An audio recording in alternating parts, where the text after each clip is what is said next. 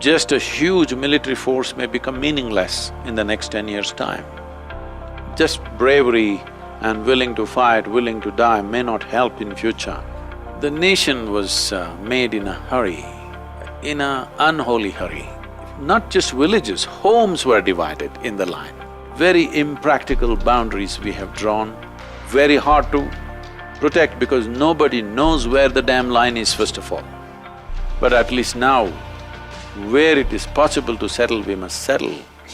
Like what the Americans also feel, that we just have courage, rest everything, the resources that we should be having, the technology, the weaponry, the war-fighting machinery, that is lacking in the Indian Army. And there have been budgetary cuts which are further augmenting, and thus the soldier on ground feels that what is the end result for all this. So that is what I think the line really meant, that without resources, how does the soldiers sustain?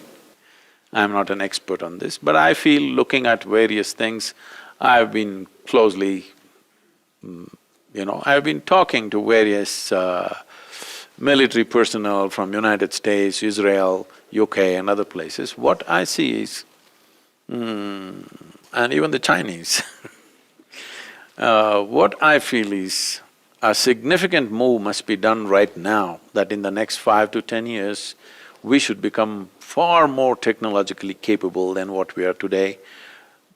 Just a huge military force may become meaningless in the next 10 years' time.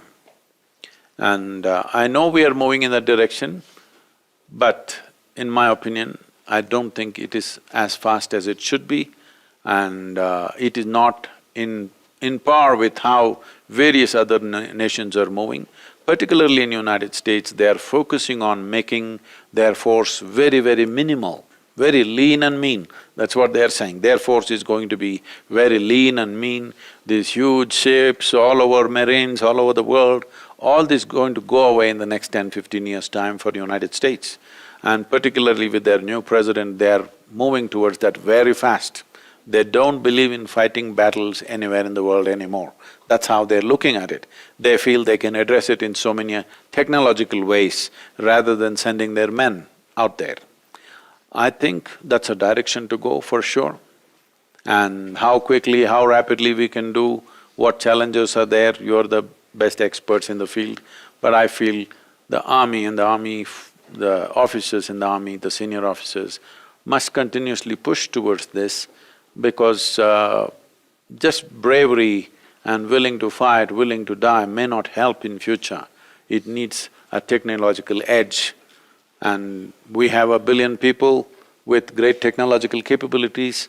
The best of that technology should come to our armed forces.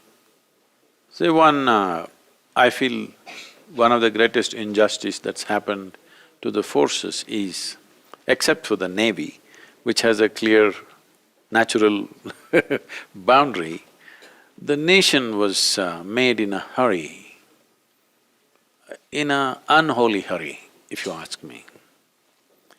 That we drew lines on the map without taking various geographical features into account.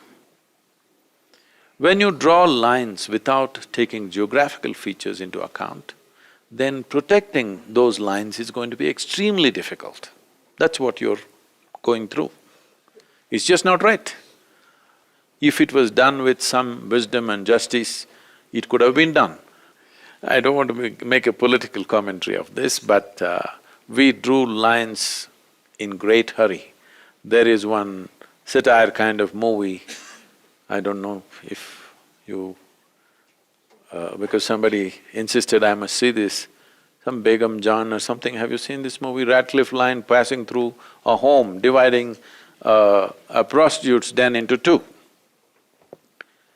So, not just villages, homes were divided in the line.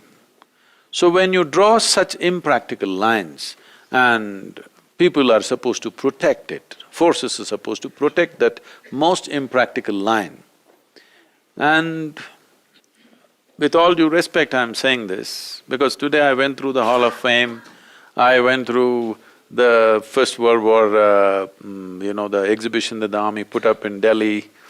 And I've been reading some amount of our military history. Please, you must understand me in the right context. Whatever the cause, it is not necessary, as far as possible, to take lives for it. People should live for the nation. People should not die for the nation unless some extreme condition, inevitable, yes. But when you try to protect an unnatural boundary, too many people die unnecessarily. We can go on glorifying it, it's fine. Those who have laid down their lives, we have to honor them, all that is fine. But still a man is dead. A man is dead, all that's happened is a man is dead. We can give any amount of meanings and emotions to it, but a man is dead. A man who should not be dead is dead.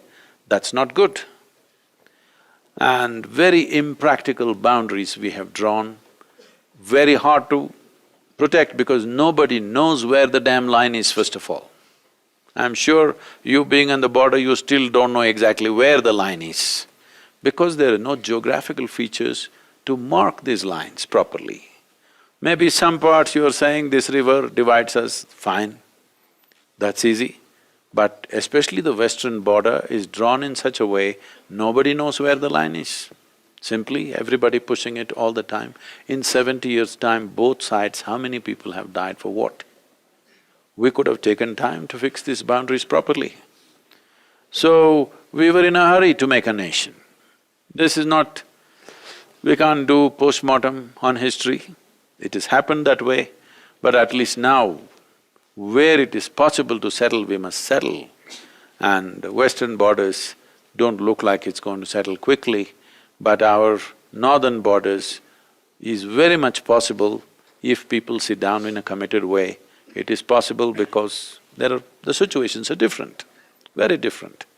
So this must be done in the interest of the armed forces, in the interest of the nation, and the amount of money we spend on it. And for a poor nation where nearly 400 million people are still malnourished, so one way to reduce this cost also is to… it can't be done right away, but in the next 10 years if we plan to make our forces much leaner and more effective because of technological capabilities, I think this is the way to go forward.